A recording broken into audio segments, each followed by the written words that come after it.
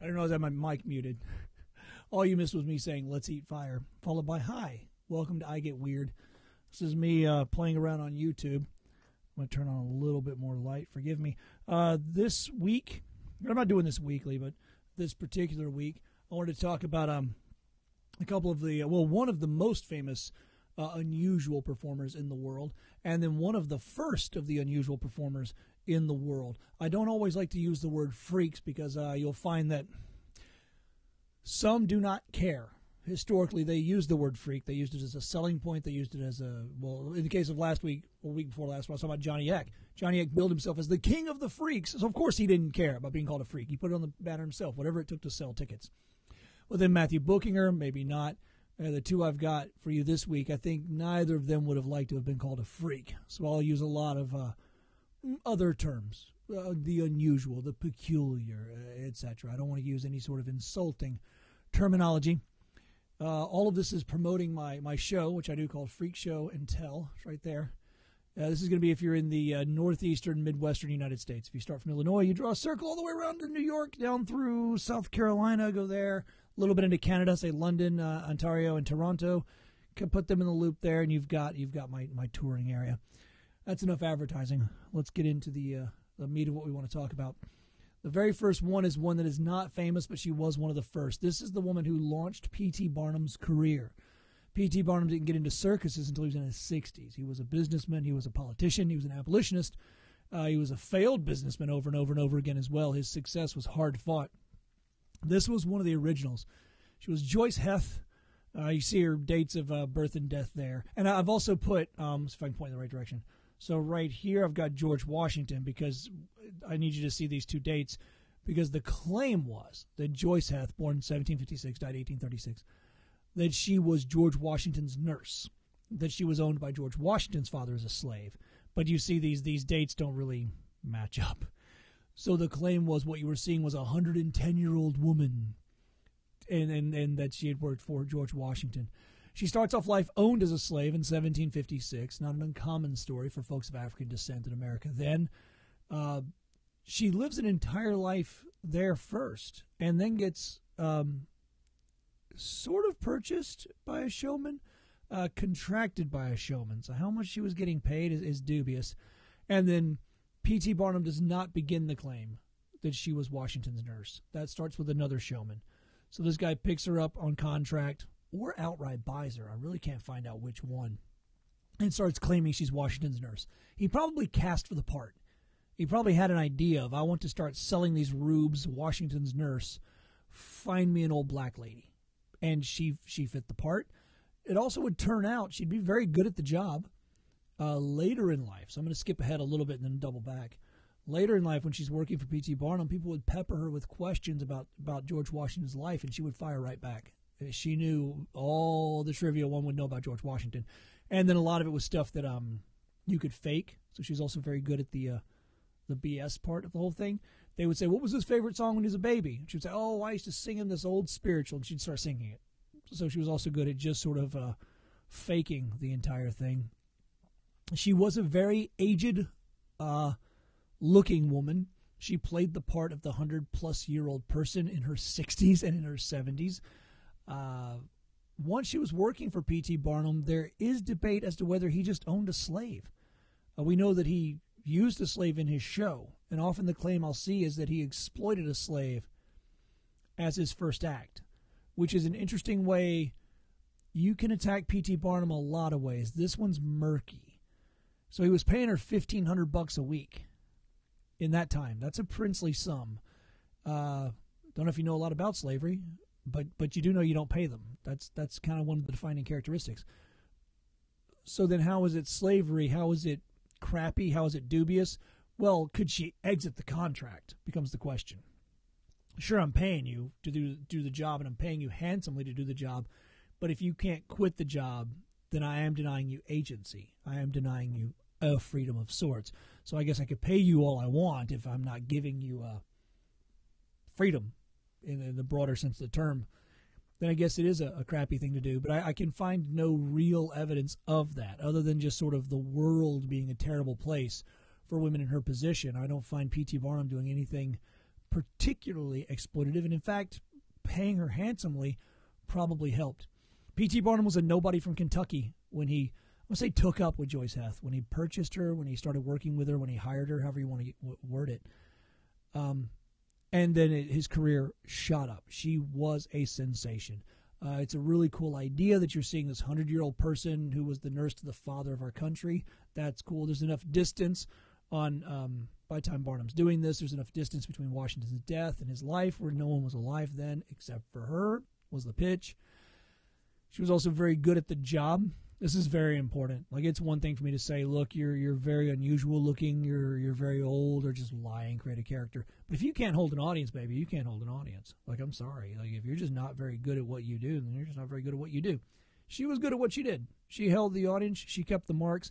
Everything seems to have gone well for her as far as the show goes. When she passes away, she's 79 years old. Of course there's debate. So Barnum would do this thing. There's debate because Barnum's doing it. Here's a trick you may not know that I just remembered I should tell you. Barnum would do this. He would roll into a town with all these posters everywhere he put up that she's 105 years old and guaranteed real. Guaranteed. How dare you say it's not real? It's absolutely real. It's real. It's real. It's real. It's real. It's real. Then once the show was running for a few weeks, he would go to a newspaper and plant a story that it's fake. And then everyone would come back through to judge for themselves, because now there's debate. Like, I don't know, I saw her and I thought she was real. What, dude? She's not real. Are you an idiot? She's fake. That debate. If you ever post to Reddit, misspell a word in the title or misconjugate a verb, they can't wait to correct you. And they upvote and they comment and it rises to the top. It's tricking them. So if I start a false debate, if I play on your baser nature, that's what he was doing. That's also my trick for posting to Reddit, by the way. Every post I ever see, you'll see a little typos, and we go, oh, that's not how it's spelled. You meant to say spilt the milk? You said spilled the milk? Yeah, give them that opportunity. And then don't participate. Just let them all yell at each other for 20 minutes. That generates churn. This is a P.T. Barnum trick. He'd have killed it on social media, by the way. So he does the same thing. He creates all this debate her entire life. And when she dies, we got to know. I got to know. Was this really 115, 110, 105-year-old woman? Could she have been alive, much less older than George Washington? That's insane. That's nuts. George Washington could still be alive today? That's crazy. So there's an autopsy. 15,000 tickets were sold. 15,000 tickets sold to the autopsy, where they determined her to be around 79 years of age. Because of course she was. Of course it was fake. But P.T. Barnum had a cash cow. He had a good show. It was a fun show, and then he was very good at that manipulation. I'd love to find a way now to do that. To put an exhibit on, and then it's a fake. Like he did it with the Cardiff Giant as well. So someone buried some bones in Cardiff, dug them up. It's a giant. Take it on tour on the road. He would tour it. Absolutely, it's real. Then these newspaper stories would start popping up. No, it's a fake. It's a fake. You can tell if you go see it. You can tell. Only a fool would think it weren't real. This makes you defend a position because they called you a fool. So you dig in. No. It was. I saw it with my eyes. I'm not stupid. Now you double down, and this generates more and more and more and more and more money. And unfortunately, it still works. That's the saddest part, is that humans don't change. We've become a little nicer in how we exploit people, but the trick still works. I mean, yeah, the modern advertising would completely make sense to P.T. Barnum. A lot of it's taken from his discoveries at the time it was kind of being generated. He really did a lot. And then modern social media, he would absolutely kill it. Just for the idea of playing you against yourself. He understood the psychology in a way and was merciless. I mean, I've read all this stuff in books. I haven't got the heart to use it. I just don't want to. I don't want to be that guy. If I act like a douchebag, I'll get more viewers.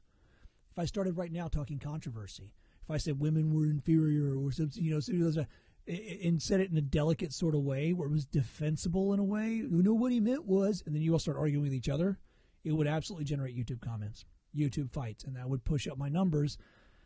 Gross. I got to sleep with this guy at night. I got to wake up and shave portions of this face in the morning. I have to look myself in the mirror.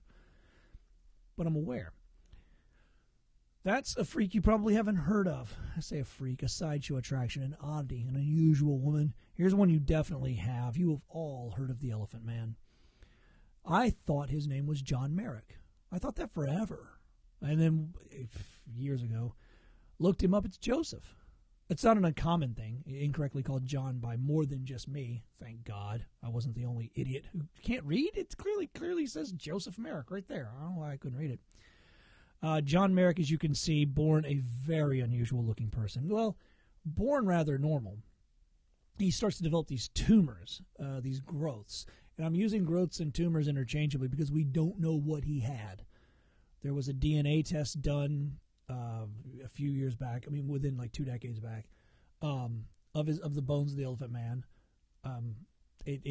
Inconclusive. We just don't know what. So there's all this medical gobbledygook. If you're a medical doctor, if you are a medical doctor, you can look this up. So and so's syndrome. So and so's blah blah blah. Genetic condition. It was definitely a genetic condition. It wasn't something he contracted. Right away, he starts to look unusual, if you will. He has growths and burns. And more importantly, isn't just how he looks.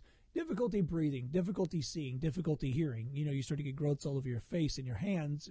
It starts to handicap you. You can't do things. As a result, he has a very sad life. His mother died when he's 9 years old. And this is when he really starts to have difficulty, too. Things start sealing off. You know, he's having difficulty seeing, etc. And then they just say it so casually. Mother dies when he's 9. His father remarried.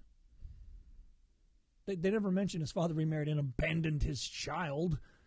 You remarried. You take Joseph with you to the new marriage to introduce him to your new stepchildren. I don't know. My father remarried. He didn't abandon us. I had stepbrothers. I had a stepmom. It was great. Like, I had 2 Christmases. It was fantastic.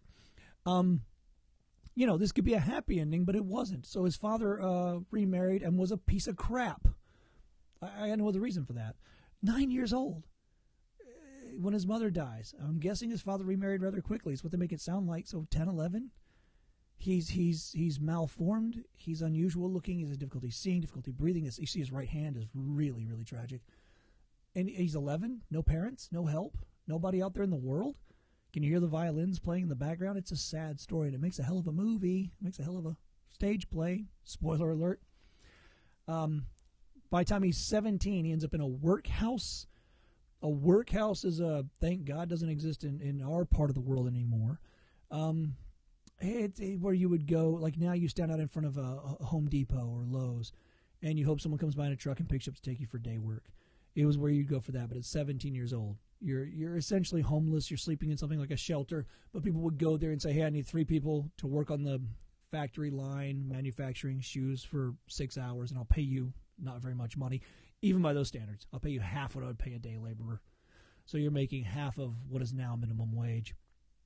After 4 years of that, as a teenager into your early 20s, yeah, you've had enough of that crap. He contacted a showman. He went and found someone and said, hey, I look rather unusual. Keep in mind, this is all growing the entire time. This is getting, as you see it in this photograph, more and more pronounced as he goes. He thinks, I look unusual. Maybe I can exploit that. Maybe I can make money there. Because his life sucks. I can't imagine, you're alone in the world.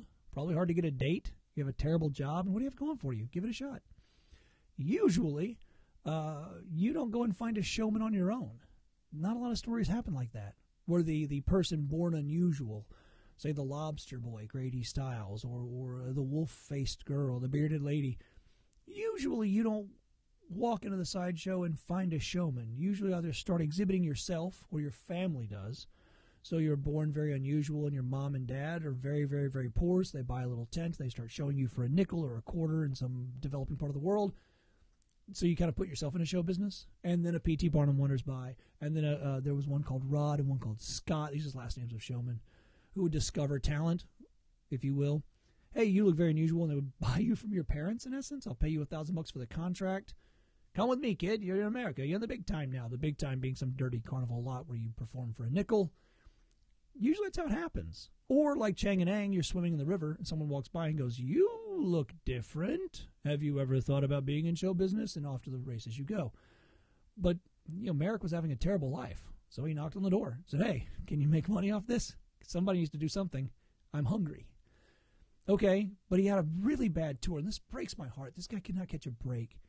Couldn't catch a break. He starts touring with this showman, And they go into it's called a gaff house, but it's like a circus freak show, but in just a building, like a storefront theater in New York. So you would walk in, you would pay in modern currency, you'd pay $3, maybe $5 on a weekend. You'd walk through the exhibits and then you leave. It's a gaff house.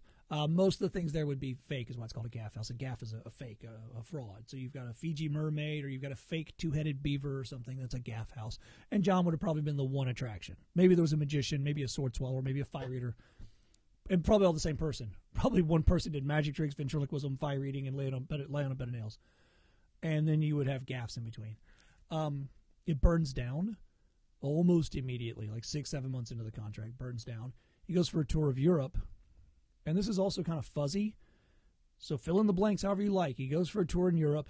Something happens. The show folds. He's left alone. See, horrible luck. I've had shows fold when I was abroad, and the producers found enough money to get us a ticket back home. It's what you do. It's in the contract. Like, I put it in my contract. If your show folds, that's not my problem. Your terrible business decisions are not my terrible business decisions.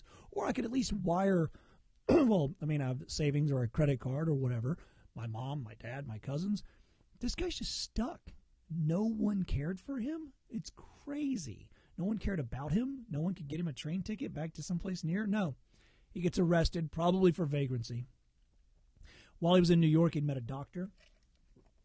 That doctor had offered to, give him some treatment, but in the course of treatment, probably pain meds. Maybe cut a few tumors to clear up, a little bit of vision or whatever. In the course of that, I'm going to study you. So it's a win-win for both of us. I get a test subject with a very unusual condition, and you will get some medical benefit out of it. When he's in Europe, they find a card from that doctor in his pocket. He doesn't speak the language. He can't speak at all. But he doesn't understand the language either. And he can't vocalize. He can't speak. So, okay, they contact that doctor. He goes. He has a very, very short life. If you look at those dates, 62 to 90. That's not a long time. It's 27 years, I believe. It's 28 years there. I think he was 27 years old when he passed away. So he's had a short run of it, and now he's in jail. He goes back to a hospital, and this is where a lot of the focus of the movies and the stage plays come, because though he was incurable, the medical staff let him live in the hospital. I think it was just a charitable thing, but probably the first charitable thing he'd ever been the recipient of in his life. He ends up in the hospital, I put, for his entire short life. At least there, he had people to quite literally care for him, if not care about him. I guess you have to care about him if you let him stay for free. You have to at least have mercy in your soul, mercy in your heart, to give him a room, to give him board, to give him some medical care. His entire life is tragic. He's born into tragic circumstances. His mother dies. His father just seems to not care. His tours collapse. His world is not great. Keep in mind, these are painful conditions, too. It isn't just can't see, can't hear, can't speak. Everything hurts. These are painful things constantly. In a time when painkillers, well, you had cocaine, you had laudanum. They're effective, but they knock you out. They're not subtle. You take one, that's your solution. It's just pass out. He died of a dislocated neck. The official thing said asphyxia, and you'll find that he asphyxiated just from the tumors being strangely shaped. Autopsy from that doctor, who also seemed to be his friend, or at least is portrayed such in movies and stage plays, did an autopsy post-mortem and found that it was a dislocated neck. He had to sleep sitting up. His entire adult life he'd slept sitting up because he couldn't sleep lying down. His malformity wouldn't allow for it. And this is what I think is absolutely the saddest thing, is that his death is also tragic. His doctor believed that what he was trying to do was just lie down like a normal person. When I read that, it broke my heart. He knows that this can hurt him physically. He knows he could die from it. It wasn't an unknown thing. But he was so desperate to just lay down like a normal man that he was willing to risk it. And that dislocated neck is what took him out. He finally passed away in 1890, our Joseph Merrick, the Eelephant Man. His bones were sold to Michael Jackson famously in the late 80s. Insane. A genetic test was done. There's been shows, of course, I think it's in 1980 also, that David Lynch does a film, The Eelephant Man, one of the greatest pieces of American cinema ever created, The Eelephant Man. It's right up there on the top 50, top 100 lists for, all the various movie websites and such. Bradley Cooper Played him on Broadway. That's from a show that's been running for a while. The Eelephant Man's short but tragic life is one to be both lamented, never again. It's a reminder that we should show a little simple human kindness. If you like this kind of stuff, I don't do this in Freak Show and Tell, but I do perform. I'm a fire eater. I'm a glass walker. I play with physics. I run 150,000 to 500,000 volts of electricity through my body, light light bulbs in my hands, light torches off my face, and it is not a magic show. It is a science demonstration. If you want to see it, I've got a short little demo right now. Oh, no, it's supposed to go quicker than that. It's loading. Tickets are on sale now. See the show called Unbelievable, Inspiring, Visionary, and recommended by the reader every year it was performed. Freak Show and Tell blends science, history, insanity, and hilarious storytelling for a night you will never forget. Melvin Burkhart performed as the anatomical wonder. Please don't Google that phrase. A show like no other. Freak Show and Tell. Again, that's running in Chicago on Fridays for the next 2 weeks, and then I'm bringing it on the road to a city or state near you if you're in the Northwest or Midwest United States, or if you own a theater and want to fly the show out to wherever you are. I will perform internationally. Thank you guys for watching. I'll try and do these as frequently as I can because they've proven to be, for me, relatively popular. A few hundred people watch them, which is great news. So thank you guys so much for watching. If you go to freakshowandtell.com, freakshowandtell.com, you can find tour dates. You can find more videos if you like that, or you want to show your friends the fire eating. Or you can catch me on YouTube. You can send me questions, etc. I can't read the live streams. I'd use a streaming key. This software and YouTube are not playing well together right now.